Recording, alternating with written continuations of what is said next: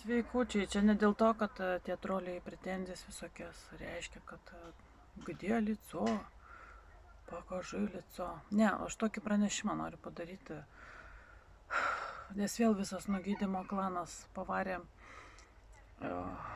Vienu žodžiu, mano tėtis ten toj slaugoj kosėja kraujais, parazitė kanclerė kaip visada, atėmus iš jo visus pinigus, jisai būdavo ligoninėse, turi savo kortelę su 1000 savo pensiją.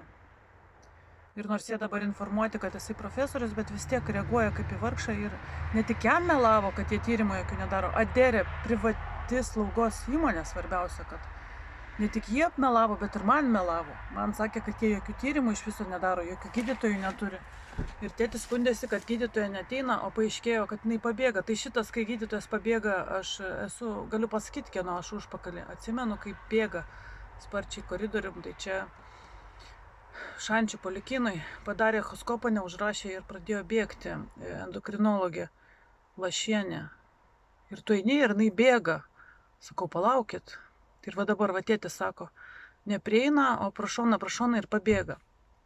Dėl to, kad slaugos namuose, gal patys girdėjote, galima duoti suprasti, kad man reikia, kad numarintum. Ir va dabar turbūt ir prasidėjo toksai variantas.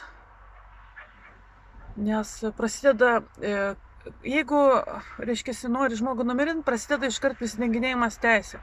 Ir jie žino, ant ko prasimeta, jie nežino teisių skirtingų. Kad yra ta vieša teisė, privati, ir jie nežino, kad ir medicinos teisė yra tas viešasis interesas, tai yra labai užkrečiamos lygos. Ir jie šiandien pradėjo ten tą parazitę minėt, kad atstovė. Sakau, kokia jinai atstovė. Aš paskambinau ir jai, sakau, mane apmelavo taip, kad jie gali vežti žmogų to kraujo mokamo kažkur, o paskui paaiškėjo, kad čia visiškas melas, kad jie kraujo daro, nes ligoninė. Suko, ten tas tyrimas dėl to TBC 39 ar 49, jeigu ten daugiau darai, tai ten 100 gal kainuos ir viskas, o jo pensijas, man sakė, apie 2000 yra. O ta pasiėmus jo visus pinigus, visus prisijungimus, viską ir jisai tipo vargšas. Ir iš teisinės pusės, jeigu atstovas veikia prieš atstovavimo interesus, joks šiandien atstovas, ir jie sako, ten atstovas, tai jūs prašykite ir pradėjo ten, sakau, jūs girdit, sakau, pas jūs žmogus gal su tuberkulioze įstaigoje, jūs girdit vapšė, ką aš pasakoju, aš nesakiau vapšė. Teikti informaciją, sakau, aš nenoriu iš jūsų jokios informacijos, aš jums teikiu informaciją, žmogus kosėja kraujais ir neprisišaukia pagalbos, prie jo gydytojo neina. O parazit, kai paskambinau, apie kokį tyrimą tu šnekėjai? Jie išgirstų, kaip jinai natūraliai bendrauja, kokia jinai yra nenormali. Sakau, siaupas, aš patėjau ragelį. Aš sakau, aš tave informuoju, kad jeigu bus tyrimas, reikia sumokėti, tu sumokėsi, sakau, tu jo pinigus turi. Tyrimą, nereikia jokio tyrimo, nes jinai ta yra parazitė, užverbuota. Visus aplink psichais paversti. Tai ten yra toksai modelis, kad žmogus nieko nesarga, jam yra psichika sugedus, bet nuo TBC būtent ir žmogus negali eiti, žmogui sutrinka psichika. Iš tikrųjų, TBC ligoniai pasidaro tokie kaip kempinės, labai paveikus, kiti gali paveikti. Ir jeigu žmogus turi tuberkuliozę, negalima diagnozuoti jokių psichinių ligų. O jinai dėl to ir vengia, kad surastų jam, kas jam yra. Čia yra labai baisu, nes ir prasidėjo, kad aš nesusišneku su juo, jis tranko ragelį ištisai, nes dar jinai labai siaubingai prikursto, jeigu jinai mato, kad jam galas artėja, jinai prikursto ir tada iš vis negali suprasti. Aš prisiskambinau slaugiai, bet jinai 11 minučių man melavo ir paskui užmelavo vis tiek, kad reikia vežti. Tai jis sako, tai aš niekur nevažiuosiu, aš labai silpnas. Ir jisai taip sako sunkiai, tai aš ten gal 15 kartų daviau, kol jisai sutiko bendrauti. Gal tikrai labai žmogui sunku. O aš nematau, kad jam sunku, man atrodo, kad jis čia pasikėlęs ar prikurstytas, vienu žodžiu. Jie ten jį verčia vaikščioti, atiminėja vežimėlį. Vienu žodžiu, pavyzdžiui, tuberkuliozės ligoniai labai sunkiai eina. Netiki, kad jisai sunkiai eina, tai sakau, tai jūs patikėkite. Sakau, namie jam irgi neleido, nei lasdų, ten nesąmonės rėkia ta beprotė, jisai eina vargšas už rankenų visur. Įsivaizduokit, po namus velka kojas ir už rankenų, už spintų. Nes ta durnė rėkia, kad tai durniai 75, jam 78 bus. Ir ta durnė jam yra įtikinus, kad jie yra vos ne jaunimas, suprantat, vos ne 20 mečiai. Šeima atvežiau senelio, jo tėvo lasda yra uošvio lasda, sakau, remkis, reik. Ne, nu tai ką čia. Tai jeigu duosim vežimėlį, tai ištisai ir jis man sako, mano jėgų senka, čia paskutinės jėgos, taip aš viską iš paskutinių darau.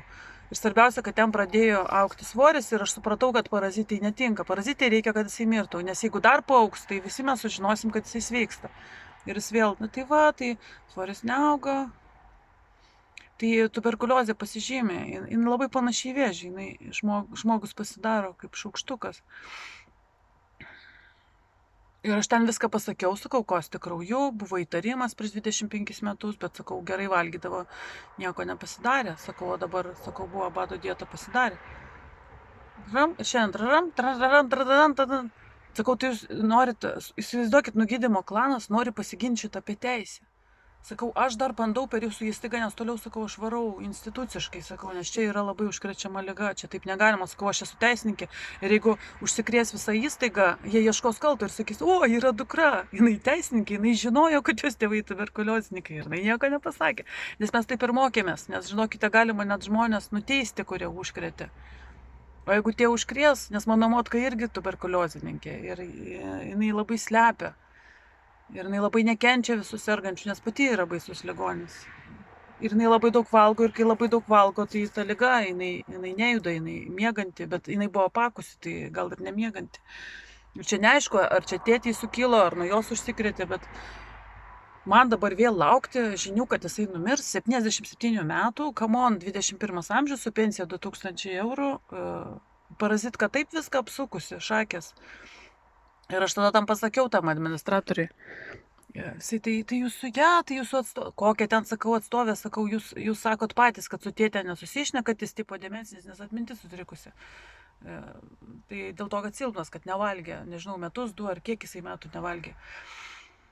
Atminties sutrikimas dar absoliučiai nereiškia demencijos, bet jie jau, žinai, jau klijuoja, nes labai patogu. Nu, demencija, nieko nesupranta, nes parazitkai tai reikia, kad jis nieko nesupranta.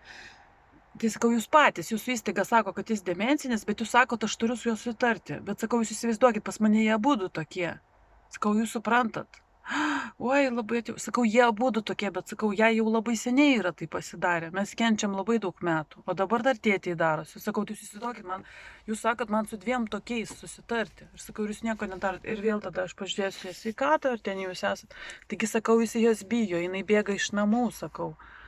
O jinai, suprantat, nuvažiuoja visą su šukuosena reprezentatyvi, labai apgaulinga yra jos išvaizda.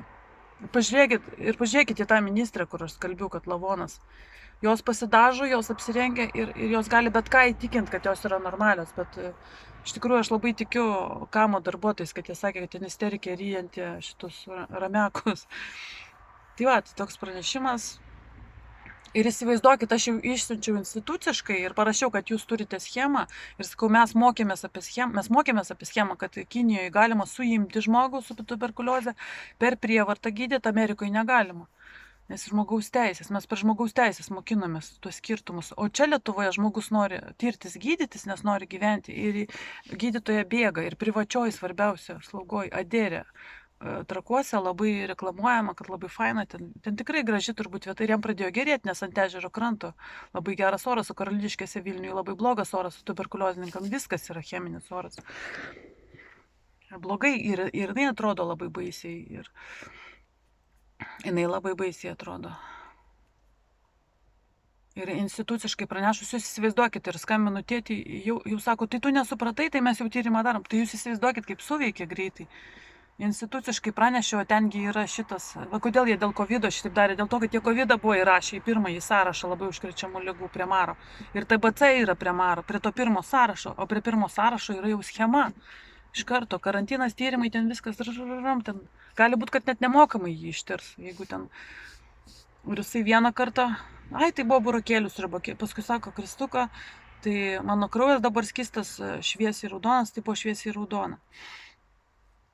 Na ir aš, kai čia snargliai sirgau, tai vieną kartą, kai atsikosiu kraujas, tai iš tikrųjų labai išsigandau. Bet man buvo pratrukusi nosis, tai aš tada irgi nurašiau, kad iš nosies būna prabėga, iš tikrųjų. Bet yra labai baisu. Ir aš paskui sakau, tėti, tai dabar gerai, nurašom burokėliams, o antrą kartą.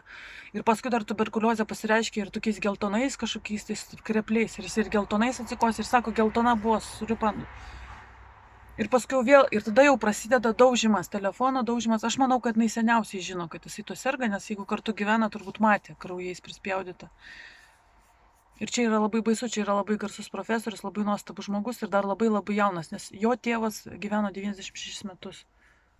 Ir aš jiems sakau, nu, tai genai jo labai geri, sakau, jisai tvirtas, tik jis atlaikys. Ir tada, ir prasideda, kaip toj ligoninėje Vilniui prasidėjo prisidenginėjimai teisė, čia lygiai tas pats. Nu gerai, sakau, prisidenginėkit, sakau, aš tada pagal schemą, kai pavarysiu, sakau, paskui dar į ministeriją. Viskas, skambinu, tai tu netaip supratai, čia viską padarys, mes visus tyrimus darom. Tai parazitė, žinot, ko bijo. Tai abudu, jeigu tuberkuliozininkai iš tėvų tuberkuliozininkų gimė, nors tie tėvai gyveno labai ilgai, tai rodo, kad su tuberkulioze galima gyventi labai ilgai, vos ne 100 metų, jeigu tu gerai prisižiūri. Jie vengia klausimo, ką jie su mumis padarė ir kodėl jie pradėjo mus naikinti. Nes aš vieną kartą įtariau, aš galvoju šitaip užsibriežti, sunaikinti visus vaikus, tai yra priežastis, kad kažkokia liga. Tos pūliuojančios sakė, o aš neturiu 49 eurų užsitarti.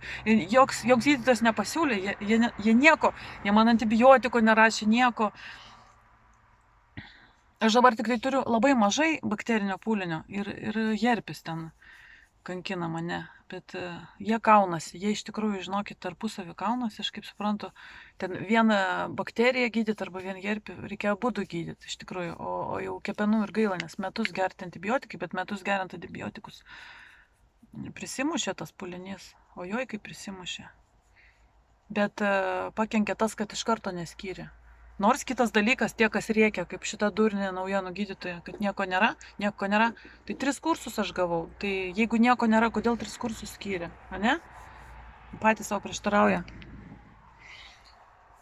O tas, pavyzdžiui, doksiciklinas arba metrodizanolas, jisai geresnis yra, plataus labai spektro. Man labai padėjo metrodizanolas, čia viena mūsų kanalo akcininkė man išgelbėjo gyvybę, iš tikrųjų. Ir dar dabar pinigais paremė, nors galėtų gyvenime neparemti, šitai padėjo.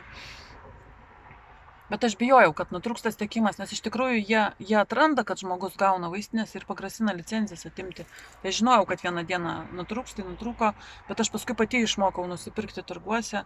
Ir kai man pablogėdavo, tai aš kokio doksiciklino, šią žiemą buvo, kad buvo per žemas spaudimas ir pulsas. Mirtiniai jau rodikliai darėsi, tai aš staigiai tų žalių tablečių parijau. Įsivaizduokit, kokie šuoliai nuo siaubingai mirtino spaudimo iki per žemų. Ir tėtis dabar, jam prasidėjo labai žemas spaudimas ir parazitkas sako, jam buvo 90-60, čia jau yra bakterinis septinis spaudimas. Tai vieniems žmonėms būna nuo streso. Durnė, tu galvoji, jis visą gyvenimą kenčia nuo 100 šiam ant 90, o dabar 9 ant šiam, taigi čia yra bakterija. Jie nieko naujo nesugalvoja, ta visa šaika. Pažiūrėkit, licencijos, leidimai, reklama labai gerų slaugos namų, labai geri slaugos namai, o patys meluoja. Meluoja, kad ir tėtis paskui sako, jie čia turi laboratoriją, jie apsimelavo, jie man sakė, mes neturim laboratorijos. Ir ašgi nematau, ašgi nežinau, ašgi neįsivaizduoju, aš patikėjau, nes Trakai tai yra ne Vilnius. Ir aš pagalvojau, bet paskui aš prisiminiau, tai yra siuntimų tvarka. Jeigu tu esi ligoninėje, tau parašo siuntimą, jam tikrai yra nemokami visi tyrimai Trakų poliklinikoje, pavyzdžiui, bet jam meluoja, nes jisai prašė, kad jam prašviestų plaučius ir jam meluoja, kad negali.